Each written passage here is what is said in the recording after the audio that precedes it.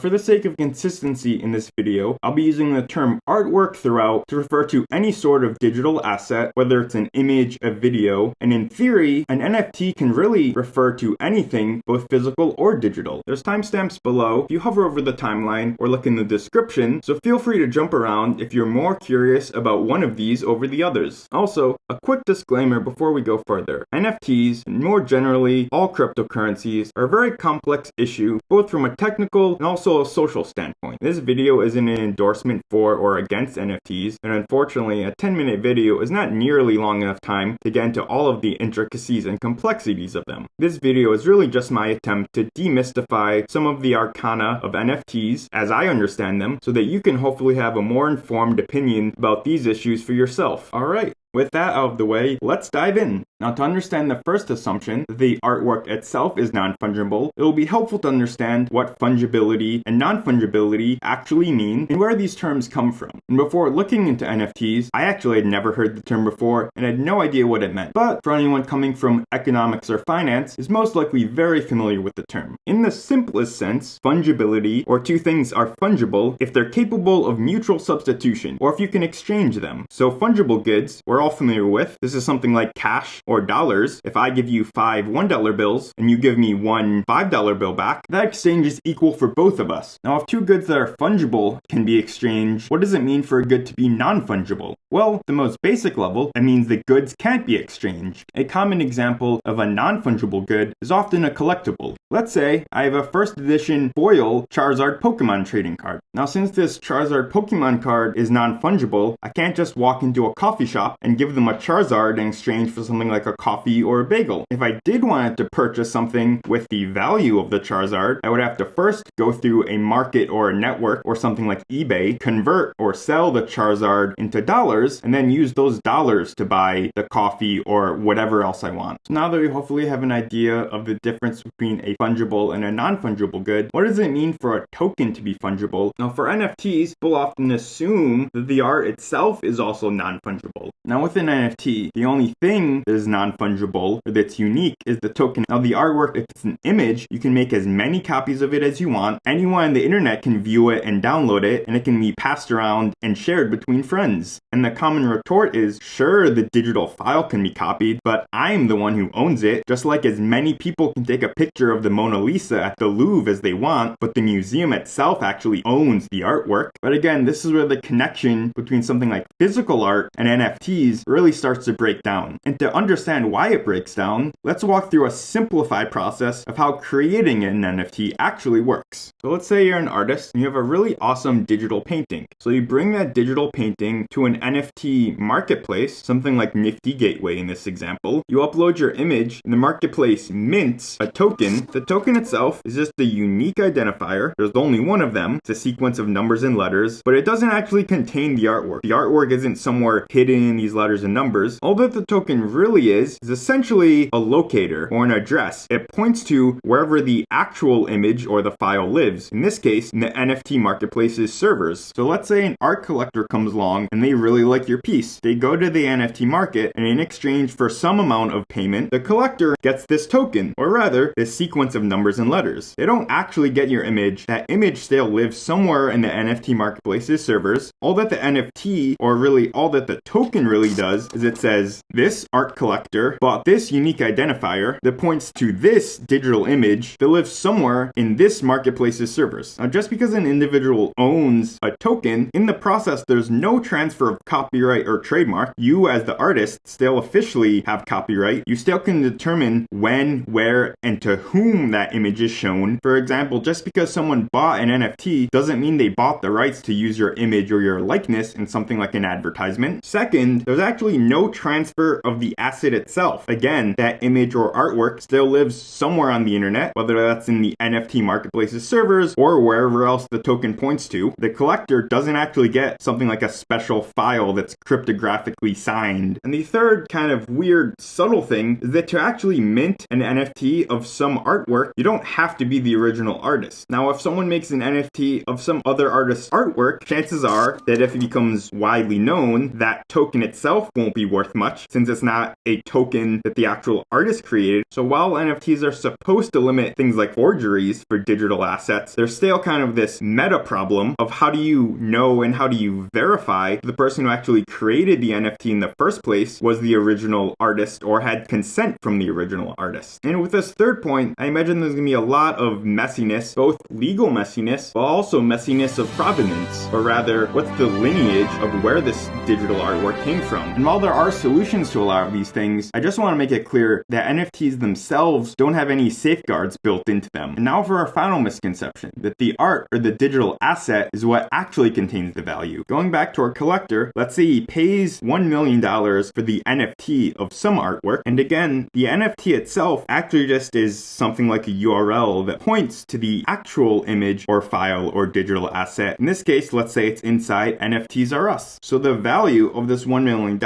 actually lives in the token or the NFT. And you might be saying, oh, that's pedantic, John. The NFT actually just represents or is a stand-in for the digital art itself. But let's say that that artwork is actually a pretty common image that lives in thousands of places on the internet. The value actually lies in the collector's ability to say, with this NFT, I essentially have a certificate to this artwork. There might be thousands of these images out there, but only one of them has this NFT, this specific NFT. Just like if you have a Fender Stratocaster guitar that someone like Eric Clapton played and signed, there might be thousands of similar or identical Stratocasters out there, but since you have the one that has the signature of Eric Clapton, this is Eric Clapton's guitar, that's what contains all the value. And in this regard, an NFT can be almost thought of as a digital signature. And the last assumption, let's say 3B, is that NFTs are forever. So let's say that this collector has this NFT they bought for $1 million.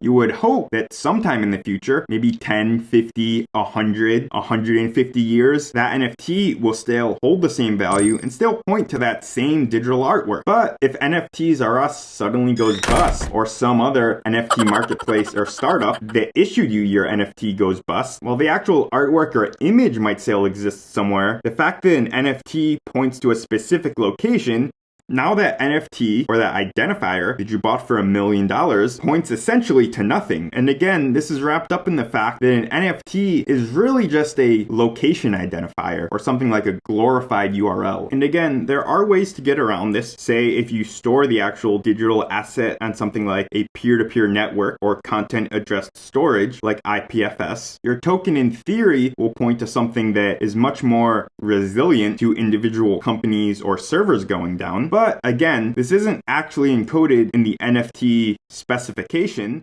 So hopefully this video cleared up at least some misconceptions about NFTs that you might have had. And again, this is a very kind of complex and nuanced topic, much more than I could cover in this short YouTube video. But I'll link to some of the better resources I found out there about this subtlety and nuance of NFTs, both from a technical and a social standpoint. And if you made it this far, thank you. Hopefully you had fun watching this video. I sure had fun making it. If there's a specific thing that you're especially curious about or have been really wondering about with regard to NFTs, leave a comment below and I'll be sure to address it in my future videos. And if you're interested in these types of explainer video content, feel free to subscribe because I'll be posting a lot more videos like this on a lot more diverse topics.